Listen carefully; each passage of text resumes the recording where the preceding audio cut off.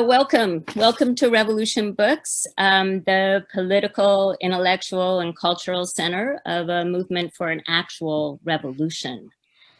And this is a weird and intense and challenging time.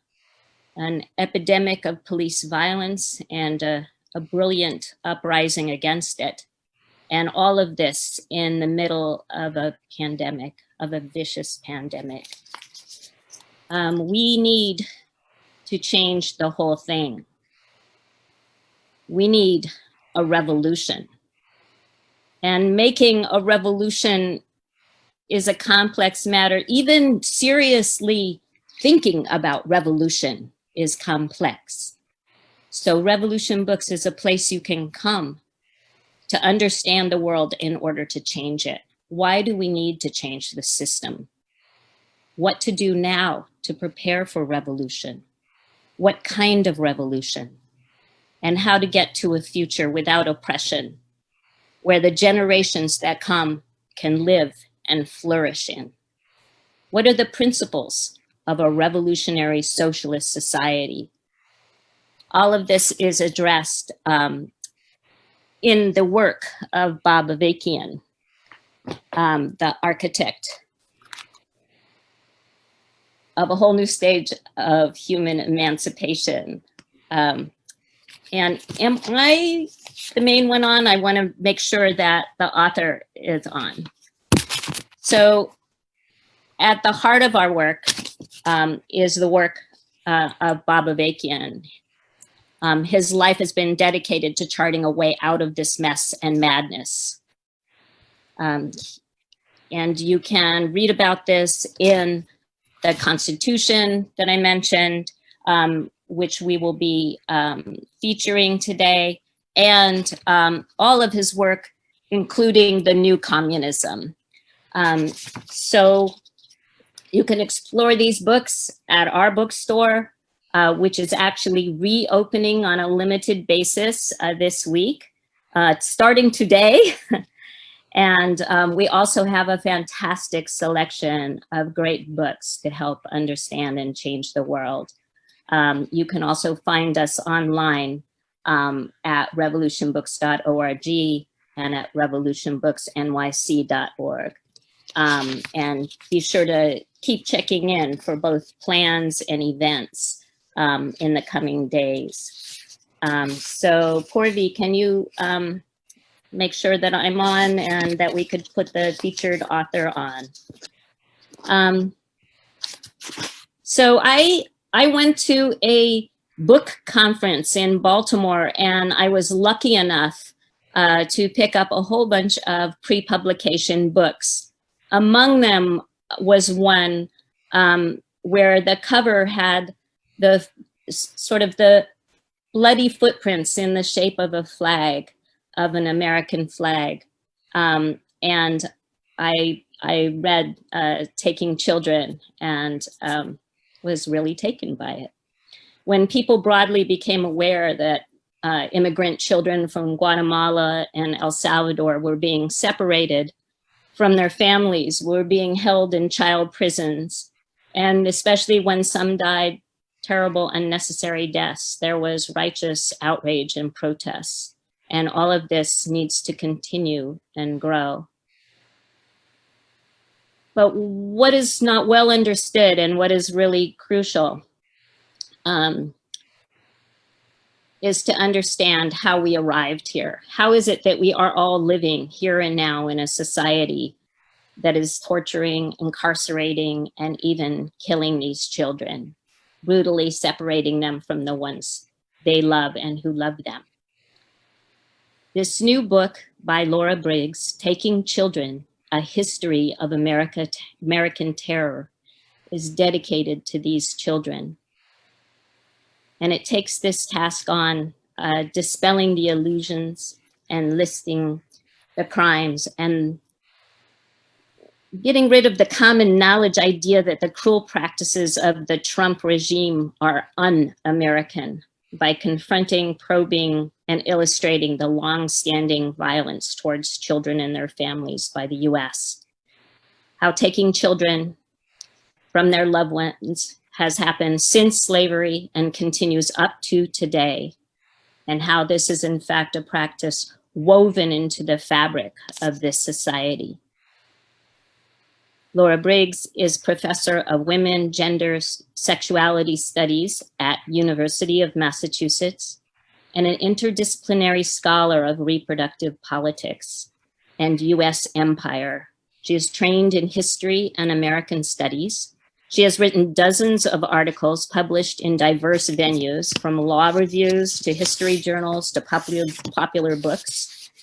And in addition to her new book, Taking Children, she is also the author of How All Politics Are Reproductive Politics, From Welfare Reform to Foreclosure to Trump, and also the book Reproducing Empire, Race, Sex, Science, and US Imperialism in Puerto Rico. She has been active in immigrant rights and queer and reproductive rights and justice movements.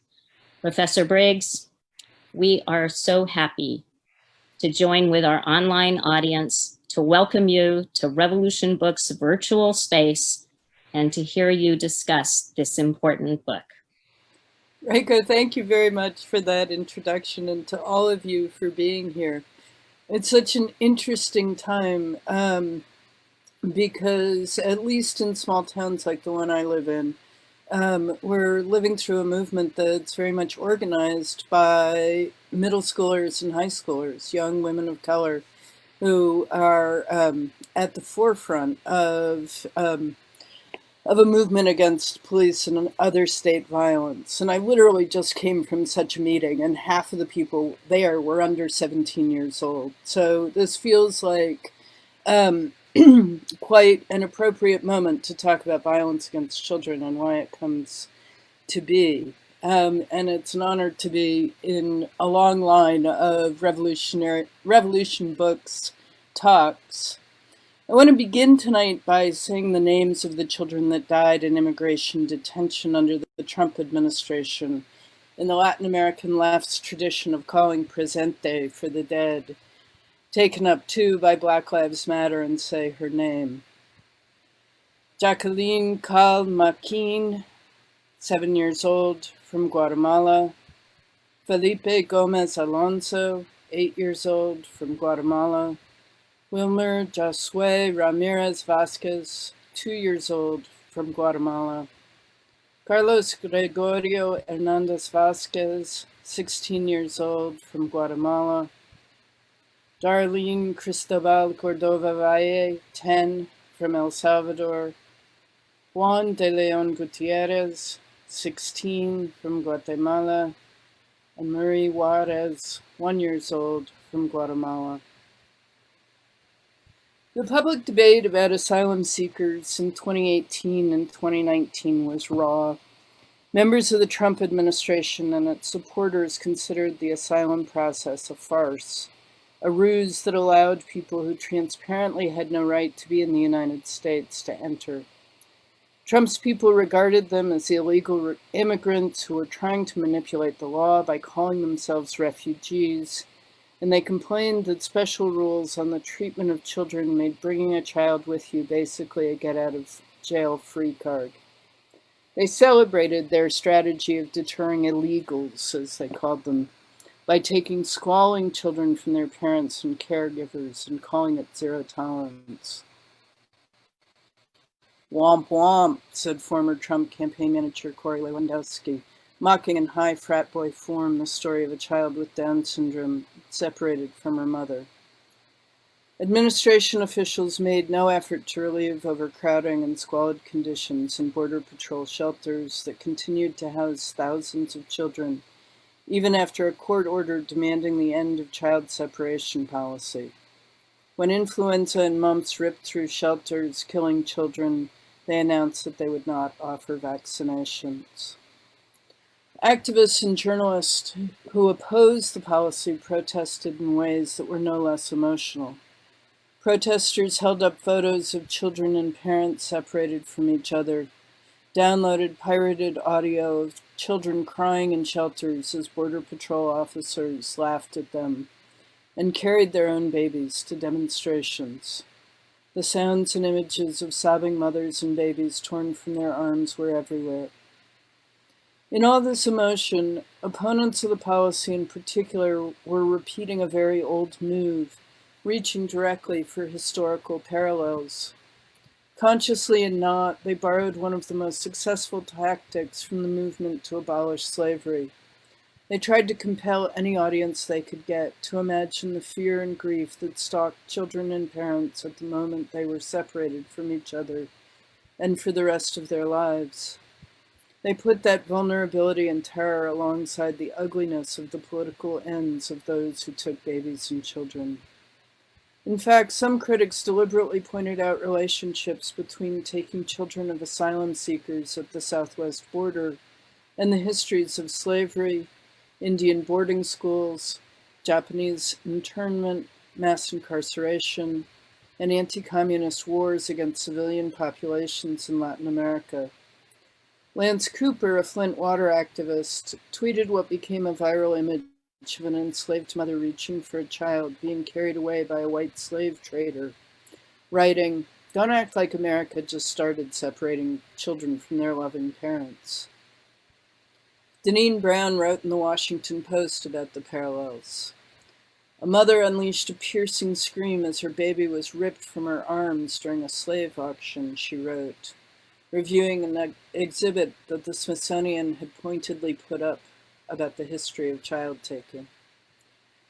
Catholic clergy and laity holding a mass protest in a U.S. Senate office building carried large images of children who died in immigration detention in 2018 and 2019, a deliberate echo of the protests in the 1970s and 80s by mothers of the disappeared in Latin America. In Oklahoma, Japanese American, Black, and Native activists protested the opening of a detention camp for immigrant children on the site of a former World War II Japanese internment camp, and before that, an Indian boarding school. These kinds of activism sought to fill a void in public memory about the history of separating children from parents. One of the refrains that too often punctuated the liberal response to the policy was, "This isn't America, we don't separate parents and children." Quote, "There's nothing American about tearing families apart," close quote, was what Hillary Clinton tweeted.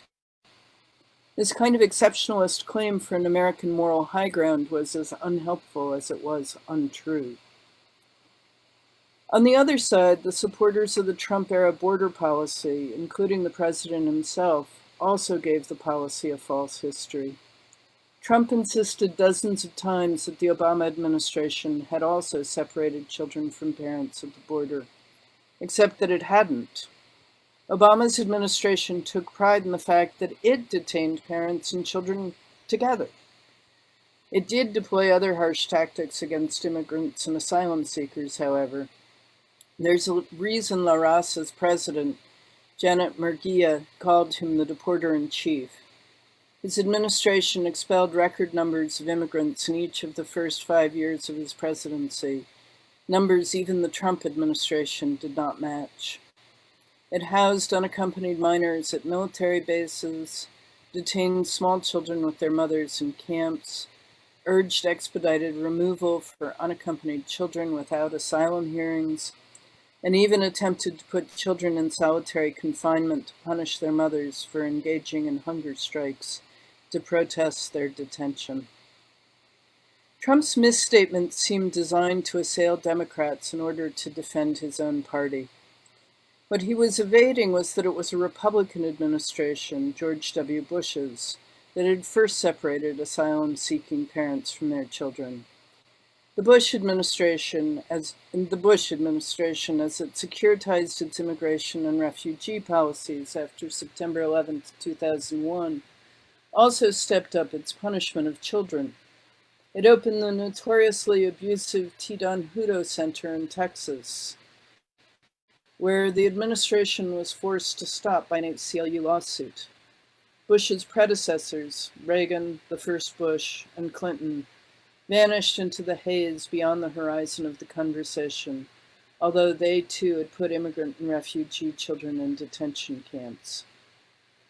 As a historian, I found that deliberate attempts to sow confusion and the failure of most people to be able to fill in blanks or correct the misinformation in the public conversation extraordinarily frustrating and surprising. For decades, I've been writing about events that are not exactly obscure: the taking of children under slavery, in Indian boarding school, into the foster care system as a punishment visited on welfare mothers, in anti-communist civil wars in Latin America, in the moral panic about crack babies, and in the context of mass incarceration.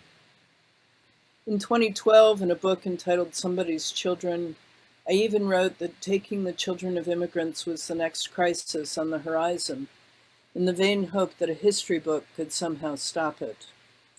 Gore Vidal once called out the United States of amnesia, complaining about our collective inability to remember even recent history. We learn nothing because we remember nothing, he said. But this was something more even than that.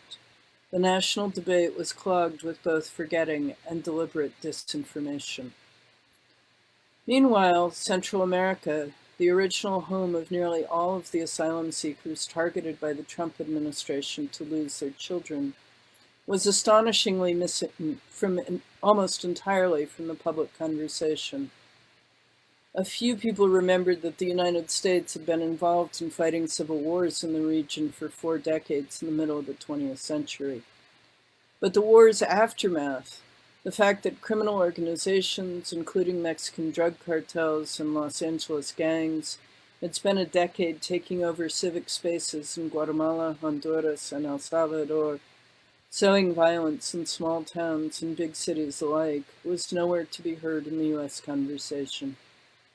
Neither was the role of U.S. military aid in Plan Colombia in pushing the multi-billion-dollar drug industry from Colombia and the Caribbean to far more lucrative routes through Central America and Mexico, all culminating in the massive U.S. market.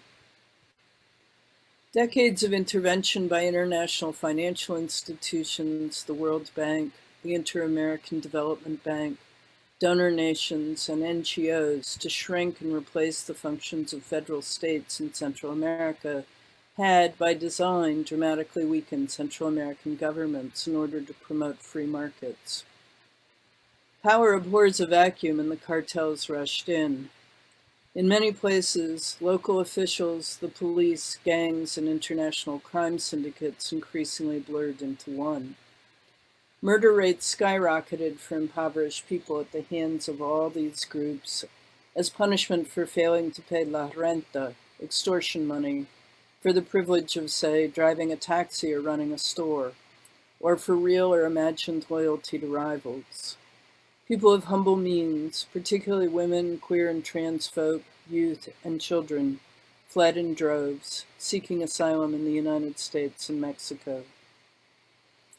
We need a different conversation about the separation of children from their kin and caregivers. This conversation needs to be grounded in the histories of how we got to camps on the southwest border. These places, sometimes the literal land on which tent cities were erected, have a history of detaining other children. There is, in this hemisphere, a powerful racialized haunting, generation upon generation of children who have lost parents and parents' children. Sometimes this has looked like preventing even the existence of children, as in the 19th century, when Asian American bachelor societies came to be the form of immigrant communities in the United States as U.S. policies deliberately created an extreme gender imbalance to prevent the creation of the only kinds of families that officials could imagine: heterosexual, married, nuclear families. They wanted sojourners who returned home, not babies, not elders. More often, missing and disappeared children were the direct product of state repression. Separating children from parents is more than just another version of the larger mistreatment of immigrants and asylum seekers, or enslaved and indigenous people. Taking people's children participates in a very brutal kind of political punishment, a symbolism and reality that is meant to be starkly tangible, crude, and cruel. By its own account, the Trump administration took the children of Central American asylum seekers in an effort to terrorize them into staying in Guatemala, Honduras, and El Salvador, or withdrawing their petitions for asylum. The international asylum system functions only to the extent people are able to ask for refugee status. We cannot understand separation and detention without paying attention to what art historians call pentimento. Sometimes old paint on canvas becomes transparent, allowing a glimpse of another sketch or image underneath. It is called pentimento because the artist repented and changed her mind. History can be pentimento, something beneath the surface, but giving shading and form to things happening decades, even centuries later. The fight over the Trump administration's child separation policy was haunted in this way. When journalists captured photos of children reaching for their parents to put a face on the Trump administration's child separation policy, and Twitter users published abolitionists' images of enslaved mothers' babies being torn from their arms, it's not too much to say that the past was being activated, beyond living memory, yet vividly alive. The past stalks the present, the ghost and the machine of memory. This is why history writing matters.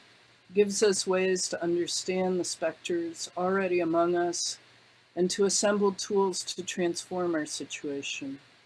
Things change. The epidemic of child taking in the context of mass incarceration is quite different from separating refugees from their children at the border, but you cannot track the difference without a map of what happened. Writing histories is a defense against the efforts to implant false memories, the insistence that things happened that did not. The Obama administration did not have a policy of separating children from their parents. Telling history's story is a way to define it, to put limits on the infinite range of things that might have happened. Taking children has been a strategy of terrorizing people for centuries. There's a reason why forcibly transferring children of a group to another group is part of international law's definition of genocide. It participates in the same kind of sadistic political grammar as the torture and murder that separated French Jewish children from their parents under the Nazis and sought to keep enslaved people from rebelling, or to keep native people from retaliating against the Anglos who violated treaties to encroach on their land. Stripping people of their children attempts to deny them the opportunity to participate in the progress of generations into the future, to interrupt the passing down of languages, ways of being, forms of knowledge, foods, cultures. Like enslavement in the Indian Wars, the current efforts by the Trump administration to terrorize asylum seekers is white nationalist in its ideology. It is an attempt to secure a white or Anglo future for a nation, a community, a place. Part of the reason this theater of cruelty at the border worked was precisely because of its history. But that's also why it faltered, in the sense that it generated passionate and angry denunciations of, for example, immigrant child detention centers as concentration camps. We're primed by memory, by bits of stories handed down across generations, by conversations, things read and half remembered, formal histories, activists' words and actions, and lies and distortions, to react in certain ways to events in the present. It's not that the histories of child taking repeat, or that one set of events parallels another. It is that the past is brought to life in the present. William Faulkner famously evoked this sense of history when he wrote, "The past is never dead, it's not even past." Yet for all the anger the policy engendered, the demand for it in the end also the demand for it to end also failed. The administration found a workaround that continued to separate children from their kin and caregivers. Instead of saying that children were being taken because parents were applying for asylum, the Trump administration began saying that it was because they were neglectful or dangerous to their children, often with the flimsiest of evidence: a diaper not changed quickly enough, a past criminalized disruption that caused $5 in damage. This, too, was about a failure of historical memory, as opponents failed to mobilize sufficient opposition to the ugly history of the use of child neglect to take the children of insurgent communities of color. The administration was reprising a tactic used against welfare mothers who faced a definition of child neglect in the 1950s and 60s that included having a common law marriage, a boyfriend sleep over, or a so-called illegitimate child. The Trump administration also used the Obama-era tactic of detaining immigrant children with their parents, and it called parents criminal, either through a strategy of naming crossing outside regular border checkpoints to apply for asylum a crime, which courts repeatedly said it was not, or through the more successful effort to call acts felonies that would be trivial administrative matters if people weren't migrants, like giving a wrong name to the police. Other immigrants and asylum seekers, in fact, did have criminal records. In the absence of a strong movement to protect the parental rights of those who are or were incarcerated in the United States, immigrants or not, the administration's workaround, too, served to demobilize the movement to reunite refugee and immigrant children with those who cared for them.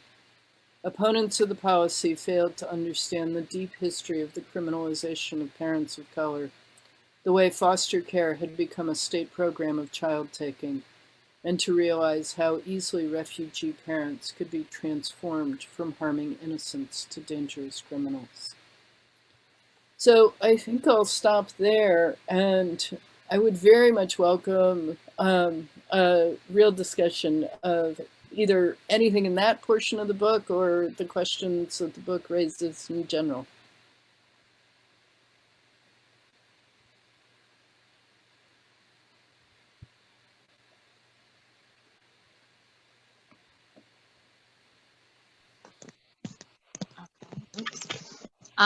Wow, that was really powerful. I really appreciate how you get so much information across, but there's still a sense of poetry to it. So I think a lot of people were listening, so I'm waiting for the questions and comments to come in now, but a few things that have come in. A fellow Revolution Books volunteer commented, so important, this obscuring of taking children as un-American when it is anything but.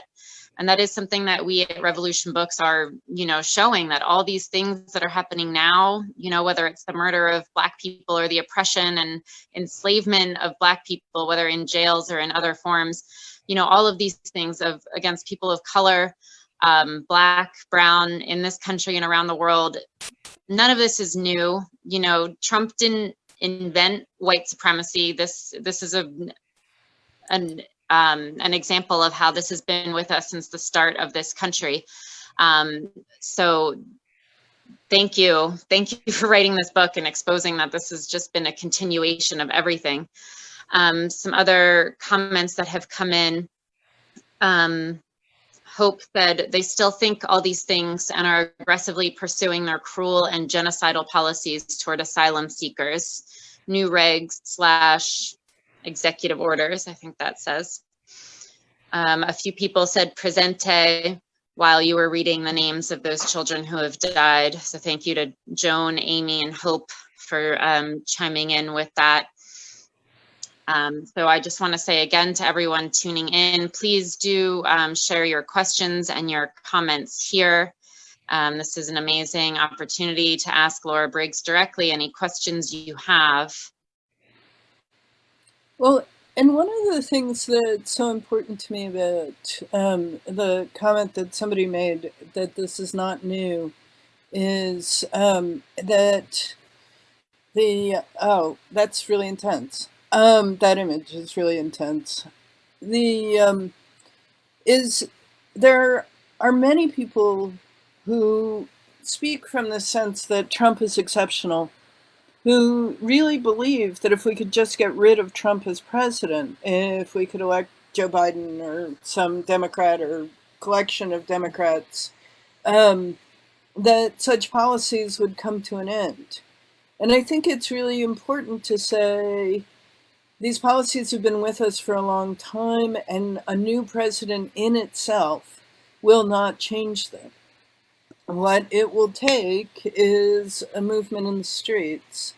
And I think that we're being powerfully reminded of that in the context of the movement for Black lives and against police violence. I think it's also really important to keep in mind that police violence is obviously not the only violence. And I am deeply concerned in conversations locally when we say, well, if we could just get the police to stop responding to so many situations, if we could just send a social worker, for example. And of course, my heart sinks because sending a social worker has been exactly how the violence against families and children has been carried out. Can you go into that a little? The whole section of your book, the whole chapter on, you know, Black people and the whole history of ripping their children from their arms literally during slavery, but continuing this through the so-called reforms that were supposed to help people. Can you talk about that, the foster system, the welfare system, and how it was targeted? And in many ways, you make the case that it was actual retaliation for people's resistance as well. Right. Throughout the years of the Black freedom movement of the 1950s and 60s, as people were moving to desegregate public spaces, it's interesting to frame that just a little bit as a movement about children, right? Because in the aftermath of Plessy v. Ferguson, the legal case that found that it was all right to segregate trains in the late 19th century, the NAACP and other organizations were looking for a case that would enable them to desegregate public spaces without somehow being met with the specter of Black men being sexually violating white womanhood, which was always the issue that was raised. And so they wound up ultimately turning to buses, we know, but also schools, right? Brown v. Board. And so children very much became the focus of the desegregation movement in the South. And as we remember from George Wallace, the white citizens' councils and the white power structures in the South in particular, the North had another form of this, so it's not that I want to let them off the hook, but it operated a little bit differently. So the South was, George Wallace said, segregation now, segregation forever, with the goal of massive resistance, right? And one of the tools of massive resistance was to terrorize people into not sending Black children to white schools, and in fact, not simply terrorizing Black mothers and children. And so they set out to do that from Tennessee to Florida to Louisiana, in particular by going after the children that were seen as vulnerable, the children of welfare mothers. And so first they cut off welfare payments, and then they sought to document that mothers couldn't afford to feed their children and they should lose these children. And so some of them got taken to juvenile court. Some of them were asked to voluntarily relinquish their children. And this became the site of considerable struggle back and forth over the attempt basically to starve Black children and Black communities that had any relationship to state payments, welfare payments. And it culminated in international fights to feed the babies, as the campaign in New Orleans was called by the National Urban League. And Black communities rallied to feed and pay the rent for Black families who were being cut off in retaliation for school desegregation fights. And I think that we lose track of this as the origin of the foster care system. This was a period that some commentators have called the browning of child welfare. It was the first time that Black children were entering the child welfare system, which had previously served only white children. Black children were just sort of supposed to disappear, or they were pushed into juvenile hall. And so this battle, which we remember sometimes when we tell the history of welfare rights, we're less likely to remember as part of the broader strategy of white supremacy in relationship to the Black freedom movement. That terrorizing mothers and children was the heart of white communities' strategies to push back against school desegregation.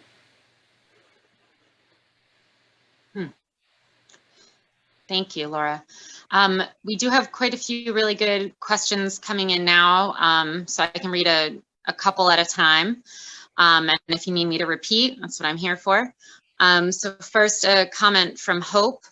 I work with unaccompanied migrant children, including separated children. This is a very important work that should be required reading in American history classes. I agree, Hope. And then a comment and a question from Mishi. She says, thank you for a powerful presentation, Laura. I'm eager to read your book. I wonder if you've seen our documentary film called Dawnland. Dawn as in the start of the day. Dawnland, or seen its teacher's guide, whose key question is, what is the relationship between the taking of the land and the taking of the children? Would you like me to read the other questions, or do you want to start with that one?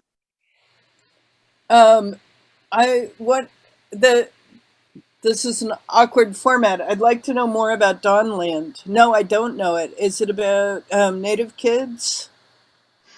I'm not sure, but perhaps we'll give Mishi a moment to share a little more background on Dawnland. She did share, or they shared a link in the comments to that. But it seems like the question is the relationship between the taking of the land and the taking of the children. But while we wait for Mishi to give us a little background, I'll read Sophia's comment. Sophia says, if we acknowledge that taking children is routine, part of state operations, in the way that incarceration is a pattern, etc., what is the new vision? For example, abolition. Do we need to rethink or re-advocate for the family? How do we not recenter the nuclear Madonna and child family? So, yes, I think that's the heart of an important set of questions. And one thing so when I say I'm not sure that we need a foster care system, there hasn't always been a foster care system, and there is no sort of natural size. In other words, it doubled in size in the period I was talking about of the Black freedom movement of the 50s and 60s, when it began when local officials began taking Black children. It doubled again in the 1980s in the crack baby crisis, which was part of the crisis of mass incarceration, criminalization, and disenfranchisement. And what if we were to return to a foster care system that was half the size, or a foster care system that was a quarter of the size? One of the things that alarms people about that question is they say, but what about children who are being sexually abused? What about children who are being harmed in their birth families? One of the important things to remember or to be aware of is that the overwhelming majority of children who are taken from their birth families are not taken even under allegations of abuse. So whether we know if these families actually abused them or not, that's not even why people are threatened with losing their children. It's overwhelmingly neglect. And neglect is often another word for being poorly housed and poorly fed. And if we poured money instead into housing supports like Section 8, if we poured money instead into refunding AFDC, which was the only women and children program we had, we might find very different outcomes than the kind of foster care system we have. And I got to know the foster care system up close and personal when I became a foster parent of a kid in Arizona. She's now grown, and came to realize that of all the painful things that had happened to her in her life, and they were many, one of the worst was being separated from her birth family. And so what I want to suggest is, much like with prison abolition, that we start talking about what are the alternatives for how we can support families or households. I would say households. It's interesting, the person whose name I don't recall, who asked the question, sort of combined Madonna and child and nuclear family. In fact, the overwhelming majority of people who lose their kids are single moms. Mm-hmm. And that's a really different group than nuclear families. It's also true that the majority of how kids leave foster care is they go back to those families. And so we need to think seriously about how to support those communities and households. And are there ever situations where people can't raise children that are part of their household? Absolutely. But so I'm middle class, I'm a professor. If something happened in my life, if I were destitute or ill, imprisoned, or developed an addiction problem and I couldn't raise my kids, what would happen to them? They wouldn't go into an anonymous public welfare system. They'd go to my kin or community. I would designate who they'd go to. It's people who are at the mercy of systems of state violence who wind up with their kids in foster care. And so the kinds of alternatives that I would have as a white middle class person, it seems to me are much more like the kinds of alternatives everybody needs to have.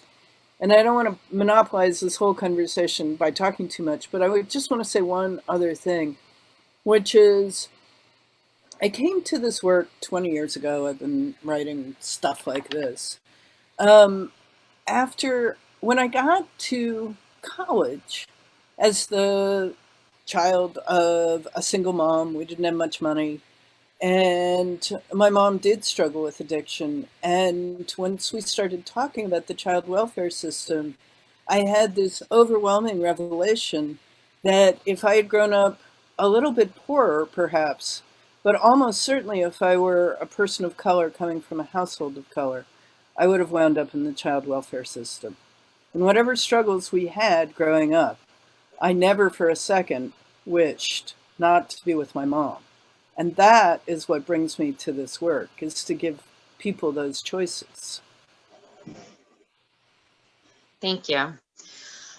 We actually have some conversations forming in the comments here, so I'll read those aloud. Donna says, it appears that the worst of what has happened in the past is our present. Do you think we should occupy these detention centers as a way to shut them down? Can we blockade them? Is direct action a possible strategy to ending their operation? And in response to this, Hope actually responded, there are layers of things you can do. You will not be able to occupy these places. Plus, that wouldn't help the kids while you're there, in Hope's view.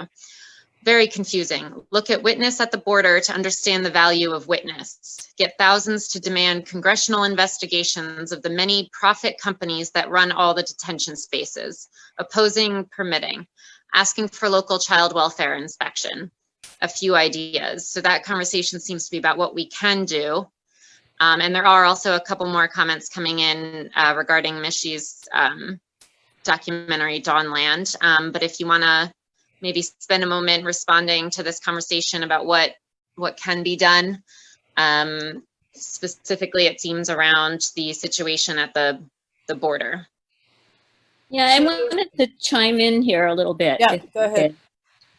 So one of the things I appreciated about the book is that it tries to delve a little deeper to show this stuff is really systemic. It's not an accident that, good intentions go bad, but it's actually there's a repressive system behind it, trying to keep everything in order.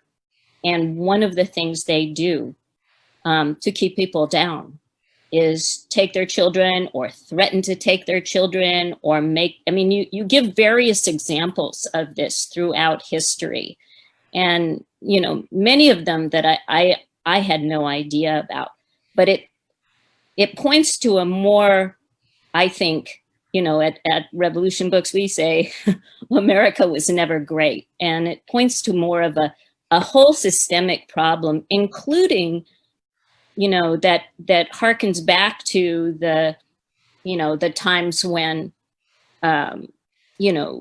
women were thought, when eugenics was around, when women were thought to be unfit. Some people were just unfit and shouldn't have the right to, have future generations and stuff. And while that has been largely discredited by most humans, this idea of the unfit mother and focusing in on her and punishing her than helping her has been a thread in all of this. And so, yes, we can talk about kind of what we do, but I really think this is deep. This is systemic. This is something that, racism and patriarchy are embedded in this capitalist system. And this is partly why at Revolution Books, what we're really fighting for is to overthrow this system and bring about a society that can be just and including for important human beings like the children. Yeah, Reiko, thank you for bringing that up. One of the things that struck me as I was pouring through these documents from the 1950s and 60s and reading about these efforts to take children from their unfit mothers is that the only place, I think, we use the term unfit, which is straight out of eugenics anymore, is with reference to bad mothering, unfit mothers. And it really sort of signals how deeply embedded in our history it is. One of the places that this book came from was that the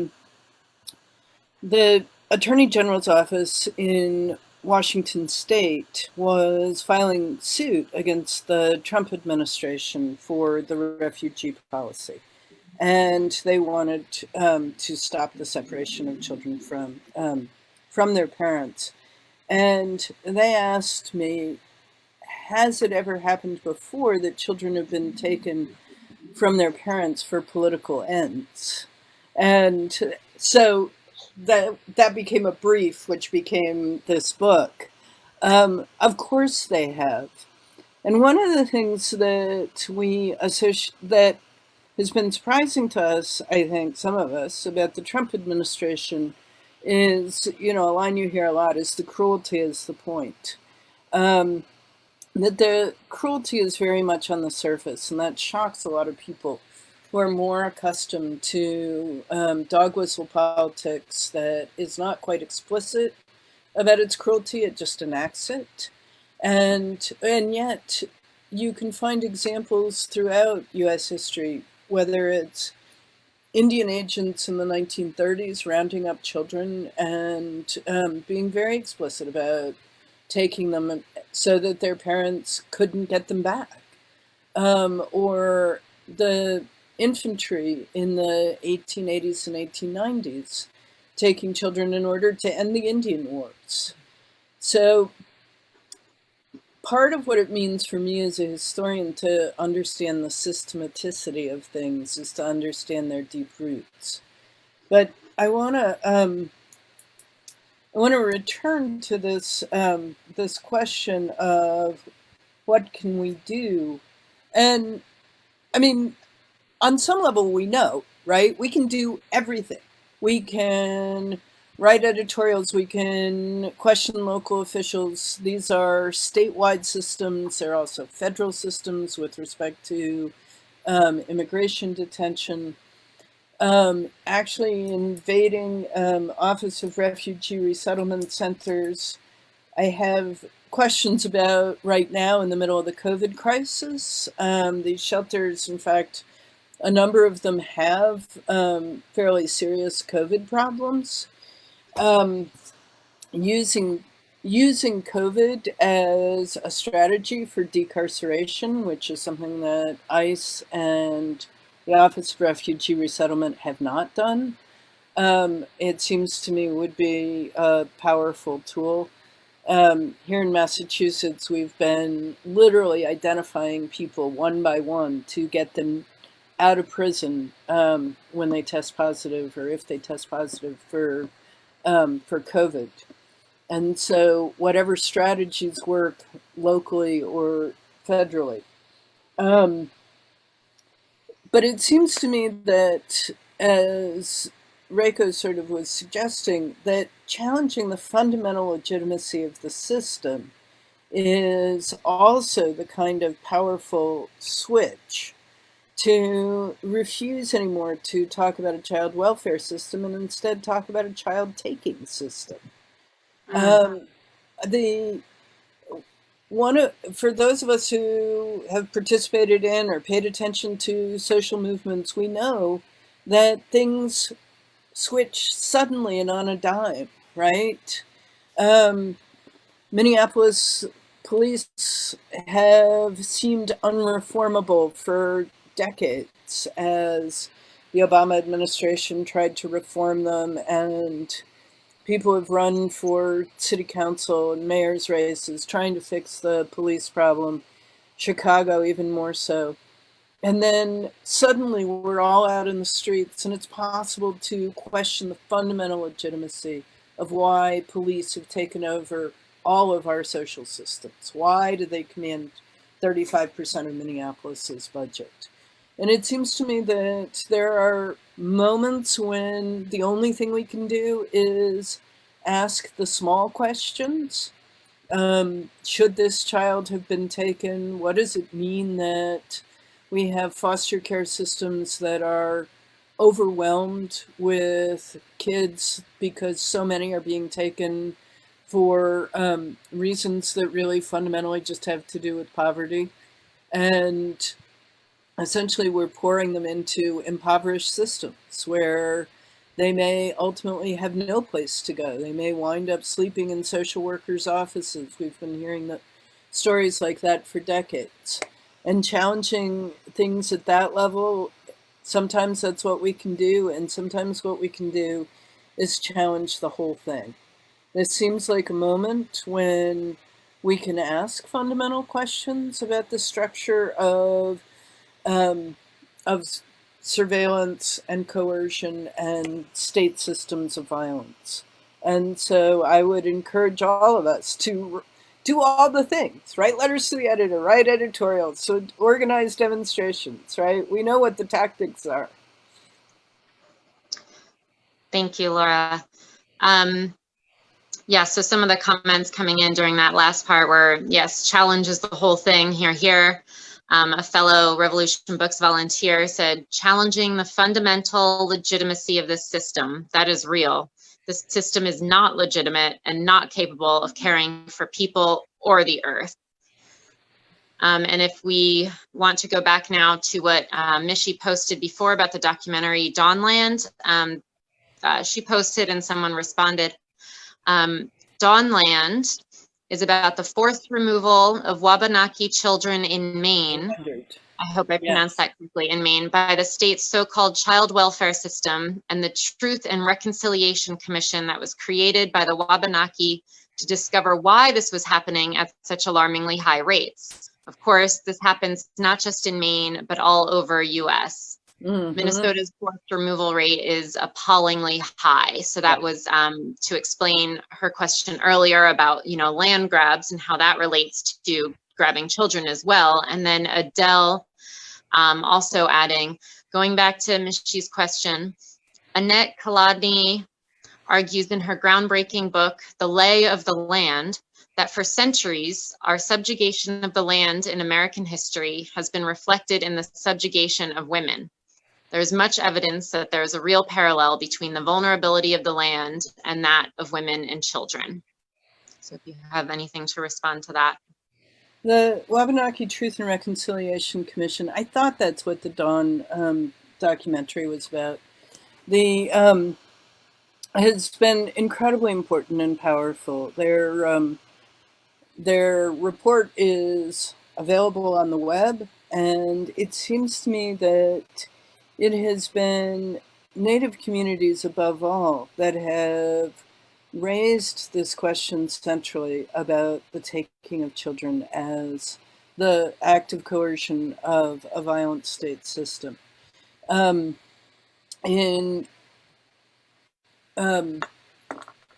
So what the Wabanaki Truth and Reconciliation Commission, I'm clearly speaking to people who know it even better than I do, but to insist on the legitimacy or the importance of a human rights process to understand what's happened and why it's happened.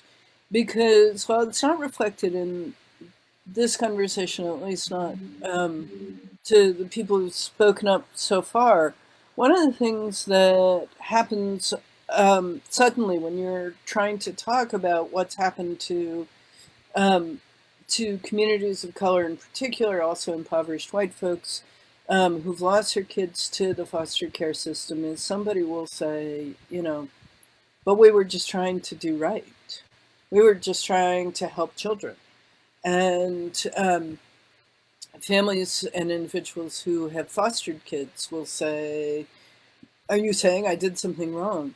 And I think that trying to understand this role of liberal do-gooding that in relationship to the fundamental violence of child taking, but we also have to acknowledge the middle term here, which is that there are plenty of households, families, communities, and children in lots of distress. It's not that the distress is not real. It's the how do we respond to that distress? And we have we've built a system that says, we sort of pluck the children out of that situation and put them with somebody else who will inevitably be a better parent. As if there's no violence in sort of plucking the children out. So I am full of admiration for the folks who use the truth and reconciliation process in Maine, where struggles over native land continue, of course, like everywhere. And struggles over native kids continue. One of the things that people say when we talk about the taking of native children is, well, didn't the Indian Child Welfare Act of 1977 fix that, right? And there are ongoing legal fights about the rights of white families to take native kids. The Goldwater Institute, very conservative, has continued to press legally all the way to the Supreme Court for overturning the Indian Child Welfare Act. But one of the things that all those decisions, whether they agree or disagree with the idea that Native kids belong in Native communities, is Well, in 1977, 1 in 3 Native children were taken from their homes and communities. And ICWA, the Indian Child Welfare Act, fixed that. And yet there's no evidence that that's true. There's no evidence that the Indian Child Welfare Act, in fact, reversed that. And so absolutely there's a relationship between the kinds of impoverishment represented by taking people's children, stripping those communities of the resources of care and kin, and continuing to push on their land claims. Absolutely, those go together. And so, too, you know, ICWA was a key piece of the fight for Native sovereignty. And the fight to overturn ICWA is all about blowing up the current state of Indian law, which recognizes Native nations as having some kind of sovereignty. Because if you don't control your children, you control nothing, right? And that's absolutely what the legal fight is about. And Adele, thank you for bringing Ahmed Kolodny into the room and this question of the lay of the land.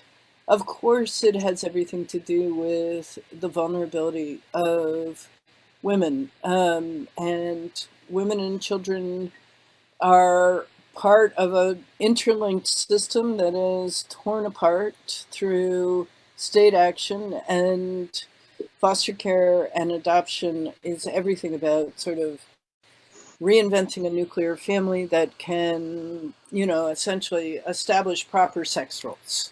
I use a very old-fashioned language because it's a very old-fashioned idea. That, of course, children need a father and shouldn't be, particularly a white father, and shouldn't be left in these single mom families. Thank you, Laura. And this whole presentation is bringing in a lot of questions. So, and I feel like you cover so many topics and so many eras that I feel like we could dig so much into each one. But I'm just going to keep reading some comments and questions, and we'll see how long we go. But Mishi was adding while you were speaking, ICWA wasn't enforced in states such as Maine, where white supremacy is deeply embedded in public systems and mainstream society. And then Tanya added, the indigenous children taken from their parents and put into foster care to be raised by white families was Canada in the 1960s to the 1980s. So I guess that's telling us that this is not something that's unique to the United States. A fellow revolution book, and I can repeat all of these things. I just want to make sure I acknowledge everyone who's speaking here. Barry says, this horrific treatment of children is so rooted in the whole way oppressed people have been treated. We do need a revolution and can build a society that does not do this. See especially the Constitution for the New Socialist Republic in North America, available here at revolutionbooks.org. That's the Constitution that Reiko was mentioning earlier. I think Barry is also a volunteer like me with Revolution Books. Lorena said, this is an eye-opening discussion. Thank you. Recently, I heard an immigration judge talking about the basic right of a child to a trial, which is also being denied or held without legal representation. Do you see these types of situations as an extension of the mass incarceration crisis, or as something even crueler? Immigrant kids are not even going to foster care, but detention. Would it have the same consequences? Some differences? What is your view on this? So we have more comments coming in, but that one's pretty loaded. There's a lot there. So just to repeat the situations of, you know, kids not getting legal representation at the border as possibly an extension of the mass incarceration crisis, or something even crueler. Would it have the same consequences? Some differences. What is your view on this? So basically the idea that immigrant kids aren't even going to foster care, but detention. So, yeah. Right. Let me break that. Let me chunk those into two groups and talk about ICWA not being enforced in Maine and the relationship of child taking in Native communities in the United States to that in Canada, and we should also add Australia, Mhm.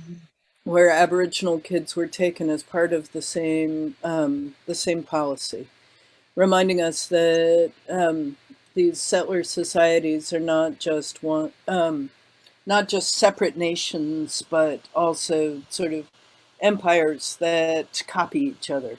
And the Indian Child Welfare Act was not enforced in Maine. It was not enforced reliably in a great many places, and it was.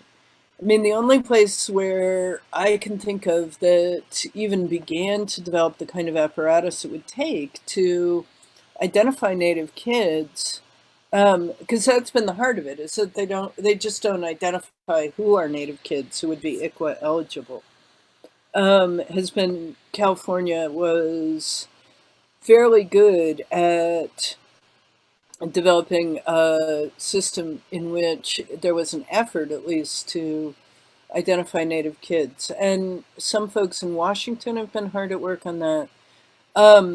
But absolutely, um, the Indian Child Welfare Act has been more observed in the breach than the observance. And part of the reason that we don't even know how many Native kids are in out of home care, because we don't know how many Native kids have gone into the system. When I was in Arizona and I was talking to a social worker about the about taking a foster kid, she was talking about a Native kid, and I was like, this was the 90s, the Clinton administration. Elizabeth Bartolet was going on and on about how the systems that banned white parents like me, I'm Anglo, from taking in kids of color were the greatest barrier to kids of color getting foster parents. And so she was talking about this Native kid, and I was like, but doesn't that have an ICWA problem? And she was like, what's ICWA? Now, this is somebody who is placing children for foster care. So that was the beginning of my insight into the idea that perhaps it was not the systems that had been designed to support communities of color, the systems of the development of resistance by communities of color, that were at the heart of our problem in the foster care system. So this question of, is it part of mass incarceration or something worse? It's absolutely part of mass incarceration, and the as more women enter, more self-identified women, people with uteruses, go into prison, or jails. What usually happens to their kids is they go to foster care, right? And there's also the whole mentality that some people go to prison that leads to the idea that detention is a good idea, immigration detention is a good idea. In fact, the Trump administration used that exact argument. Well, we separate children all the time in state and federal prison systems. What's the big deal about this? And they had a point. I mean, they had the wrong point, but nevertheless, of course we separate children from their parents all the time. The problem is separating any of them, not that that makes immigration detention all right. One of the things that I want to get on the table here is that that at this moment, since March, people are not coming into the United States, are not being allowed to come into the United States to apply for asylum. And so this problem of separating children to terrorize their parents into withdrawing asylum claims is sort of rendered moot. A great many children actually were returned to their immigrant and refugee parents as a result of the ACLU lawsuit, in spite of the fact that the Trump administration, ICE, the Office of Refugee Resettlement, said they didn't know what had become of them.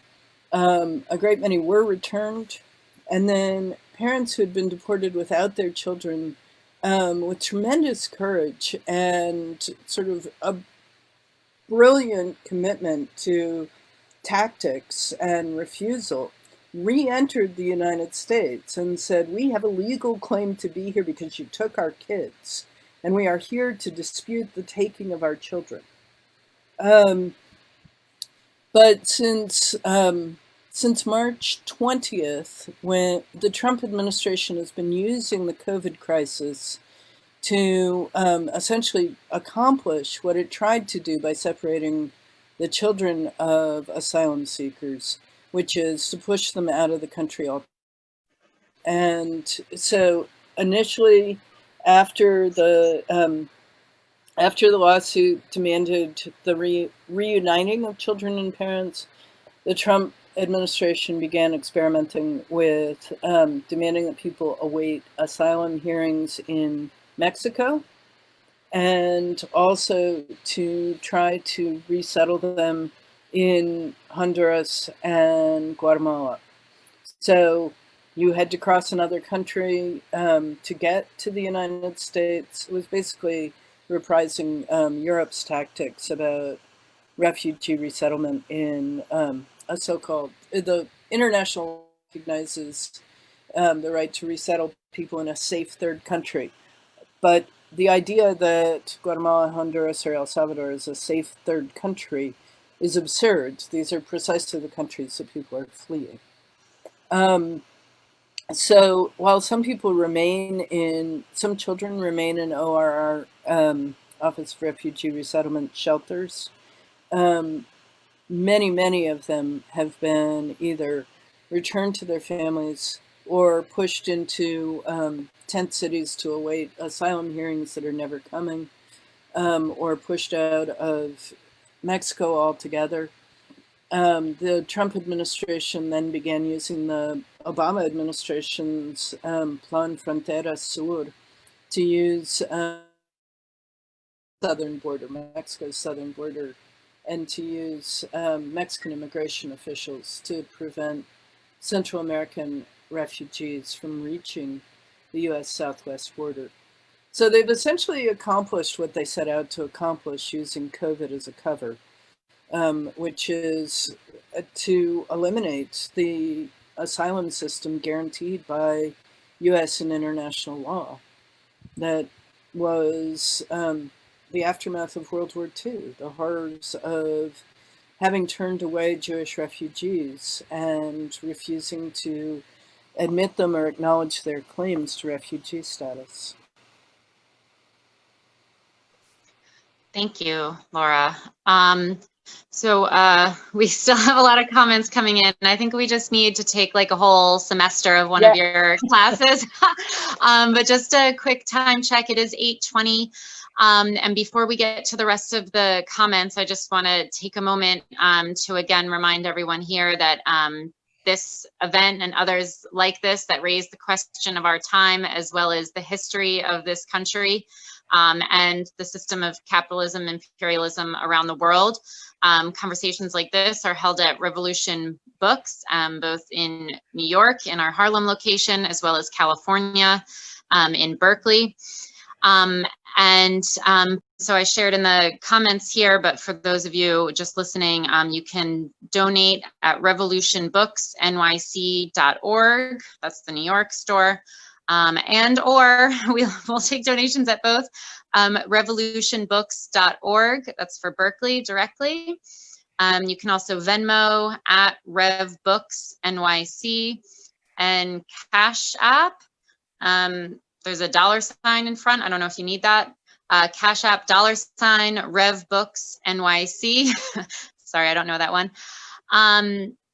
Reiko, do you have anything to add before we go back to the many questions that are still coming in for Laura? It's just about 8:30 now. No, I think we've given people a reason to donate and places to donate. And, you know, Revolution Books on both coasts, I think, are really, really important places for people to come together and to debate, exchange ideas, to learn about changing the world. And I did want to make a comment, though, about where we are right now. I think Laura Briggs said that things can turn on a dime, that, you know, the things that you felt were sort of like the long-standing things, oh, why won't people protest police brutality? All of a sudden, overnight, things do change. All of a sudden, overnight, statues are coming down all across the country.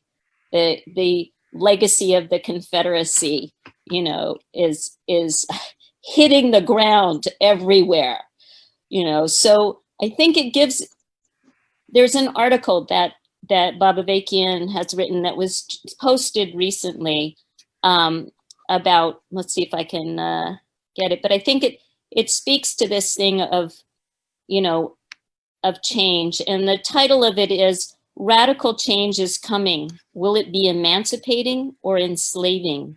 Revolutionary or reactionary?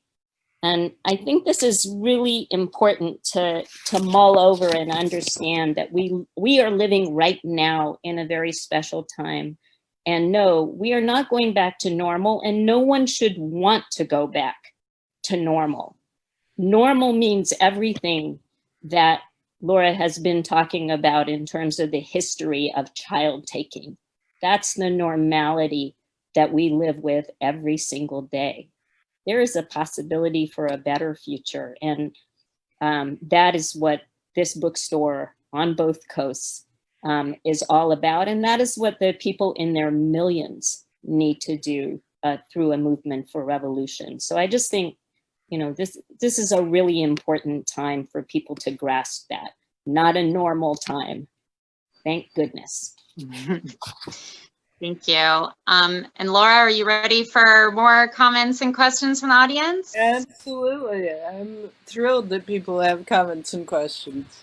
Okay, great. So this one from Porvi says, do you think the phasing out of orphanages from state-run child welfare systems to foster care has exacerbated the taking of minority children? Many of the children who end up being fostered by their relatives are again subjected to abuse or neglect. I have read that the modern-day orphanage, now referred to as a child residential home, has been a bit better for children rather than bumping them from foster home to foster home. Because these residential homes can only take in a few children long-term, supposedly they only have the resources to take in the children who actually need it. For example, CSA survivors or children with no next of kin. In many developing countries, parents send their children to orphanages when they can't afford to care for them and visit them regularly. I understand the need for total overhaul, but I am more asking about leaving a child in a designated community when that community doesn't exist or is abusive, versus a centralized childcare system that doesn't send children to foster home, but is instead raised by the state, such as a modern day orphanage. And she adds, not that state-run institutions are not abusive, obviously, but what is your opinion on this? Well, I think there are two ways to answer this, right? There's, in general, what is a preferable system, and in particular, what works for an individual child. So I think that the history of reform in the United States in particular is that orphanages were impoverished and frequently seen as abusive places, where children who were unprotected could be abused sexually and otherwise by staff. And so moving children to smaller and smaller places, residential homes, foster care, was seen as an improvement. I mean, the reality is that we don't have a history in any kind of system of not seeing the continued abuse of children who have been sexually abused or neglected, who are children on their own. So orphanages were abusive, foster homes are abusive, residential homes have been abusive. And so have families and households. The reality is that children are vulnerable people, and so we've pushed them around looking for a magic fix that would be held by the form of it. Like if we could just make it smaller, if we could just make it bigger, if we could just spend more money on it. And obviously, none of these solutions have worked particularly well. Could they work for an individual child in the context of a family or household that can't take care of them? Indeed, they could. But in the aggregate, in general, they don't. And so the question is, how do we build supportive households and communities and families and caregivers who have the support they need and have the capacity to raise children kindly and generously and raise children for a future that we all would wish for? And it's not, the answer is not the form, right? The answer is about how do we stop systems of exploitation within families? One of the things that the feminist movement began raising in the late 19th century is that our cozy idea of family as a safe place is anything but for women and children, right? That children are beaten, women are beaten, and all sorts of folks are sexually abused. And so the question of how do we build a kinder or gentler or freer society that can, and communities that can care for children, I think is one that's in front of all of us. And it's related to a host of other questions. How do we build a world without war? How do we build a world that stops exploiting the earth? How do we build systems where everybody has enough resources? And I have ideas about that, but I never have all the pieces. And I think we need to look to each other for solutions to those kinds of questions. And I think any of us here at Revolution Books would recommend getting into Bob Avakian, as well as the website revcom.us. There's also a YouTube channel by the Revcoms with the RNL show that digs into a lot of the issues that you're bringing up, Laura, actually, about, you know, how this whole society is abusive, as someone mentioned in the comments. And how do we really get at all the problems underlying this entire society, and what would a better world, a better society look like? So we have that in the Constitution and lots of writings on revcom.us. Check out the YouTube channel from the Revcoms for the RNL show, the Revolution Nothing Less show. And that could be a whole other set of watch parties and conversations. Reiko, unless you have more to add, I have more questions and comments coming in. Okay, so Troy said, I have heard that some immigrant children detained in the recent period are being fostered out with no accurate records and being forever lost to their families.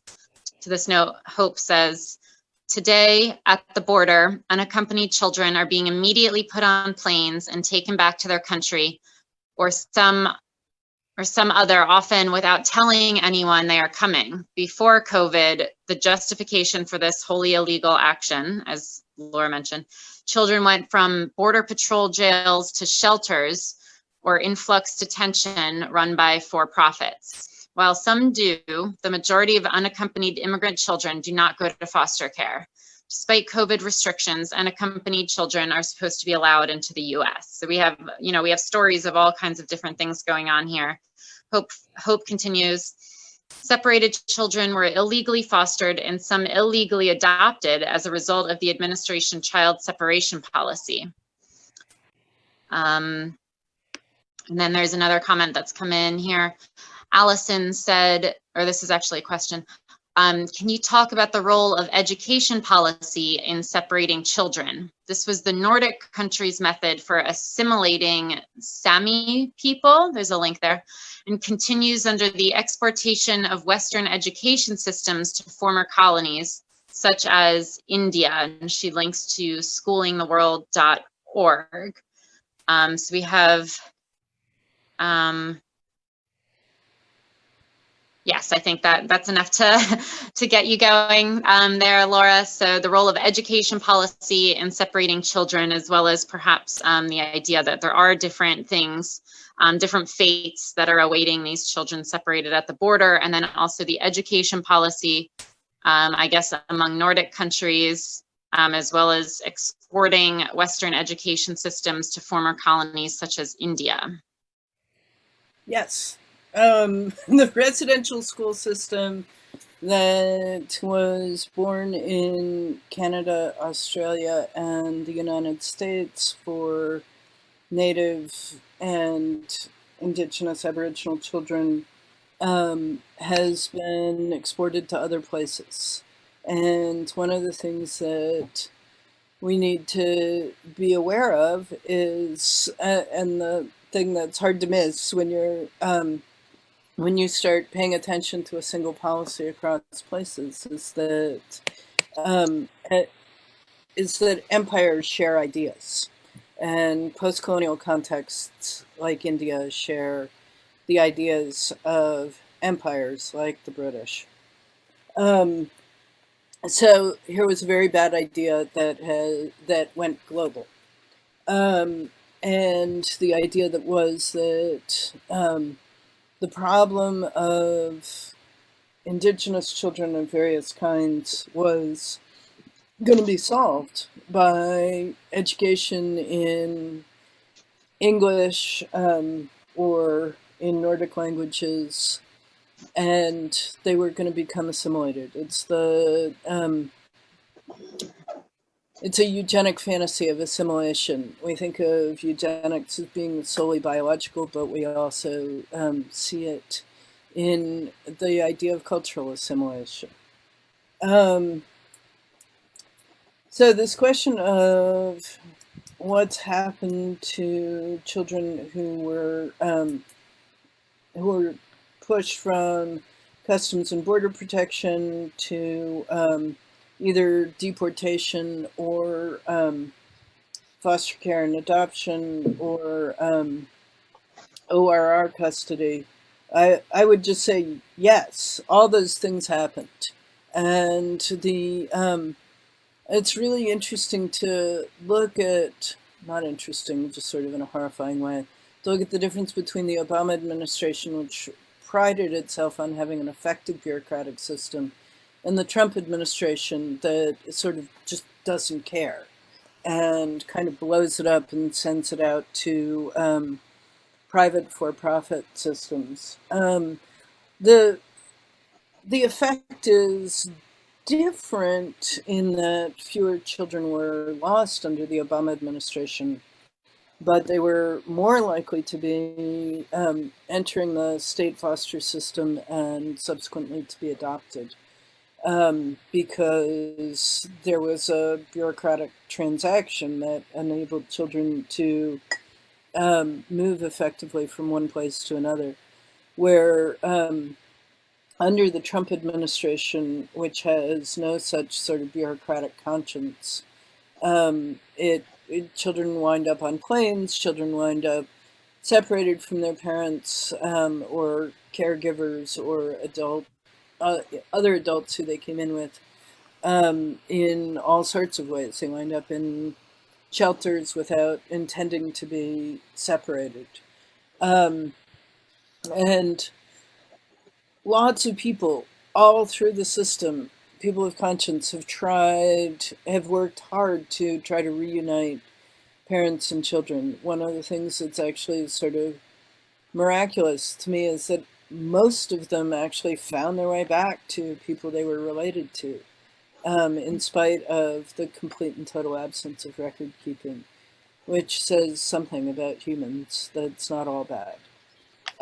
But nevertheless, I mean, the system is chaotic by design at this point, and the effects are horrible and horrifying. Yes, thank you.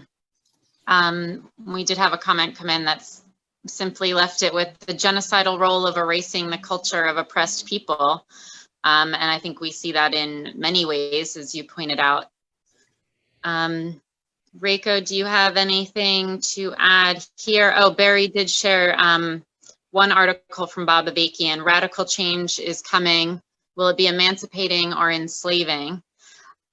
So some resources for people tuning in here. Check out revcom.us. Check out Laura Briggs's book, Taking Children, A History of American Terror, which you can purchase online from Revolution Books, either in Harlem or in Berkeley, revolutionbooks.org or revolutionbooksnyc.org. You can donate, you can purchase books on a variety of topics, including Laura's book here is at a 10% discount tonight. We also have children's titles at both stores that go into, more than just princesses and fairy tales, but really great substantive children's books. We also have books in English and in Spanish. And folks that are still here, we still have a couple minutes if you want to add any comments or more questions for Laura, who's joining us today from Massachusetts. I would like to say a couple things about the book is, one thing that, Laura, you touch on in the book is that the Trump administration, including Stephen Miller, they really do have the idea of making an ethno-state, making a white ethno-state. This is where it leads. This is where all of this history of the US founded on genocide and slavery, this is where it leads, and this is where we are. And so I think the book is really invaluable in laying that out to people in a very deep way. And I also think it's challenging and compelling to us all of what we need to confront now and what we need to stand up and stop now. So I just think it's, that people should get this book, share it with their friends, discuss it, come back here to Revolution Books and dig into this more. But it really traces, why are all these connected things going on now? Where did they come from? And I would say, at Revolution Books, you can also dig into how this can all be changed. This is unnecessary. People do have a much better side. Society can be different, but we need a revolution for that. So I just would really encourage people to get the book and, pass it all around. That's what we need to do right now. And I want to say to all of you out there and to Laura, let us all let this not be a one-off, right? Let us stay connected and let us work together. We do need to change the world, and big things are happening right now. So yeah, let's strategize about this. People have asked, what should we do? Where should we go? What should we protest? How should we do this? Yes, we need to get together and figure all of that out together. And Revolution Books is a place for that as well. And also, thank you so much. Thank you. I really appreciate that. And I want to just hold up what you just said about the goal of this all is a white ethno-state. one of the things I hear a lot is people ask me, you know, isn't the goal of this policy to make money for these intermediate organizations that can adopt children out? And I say, no, actually, it's much more horrifying than that. They're not trying to monetize children per se. They literally do not care what happens to them. They simply want them to disappear. We can be furious at the Obama administration for its role in separating children and parents and subsequently placing them in foster care and adoption, and we should be.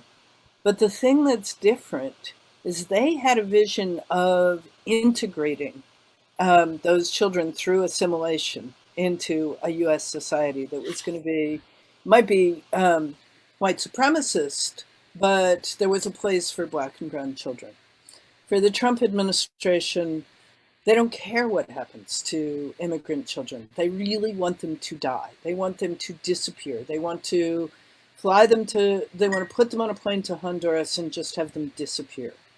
And in many ways, that's much more chilling than this this more familiar liberal vision of assimilation and integration that is still about disrupting families and taking children. But I just want to hold up this whole question of the white ethno-state and keep it in mind as we move forward and deal with the Stephen Miller wing of the Trump administration. Thank you, Laura. People are thanking you here in the comments as well, and just a big thank you from us in New York. Very important work, very important words. So thank you, and I hope your book gets out there widely. It's really something that all of us need to know about. So thank you so much. Well, thanks so much for hosting this. It's been a pleasure.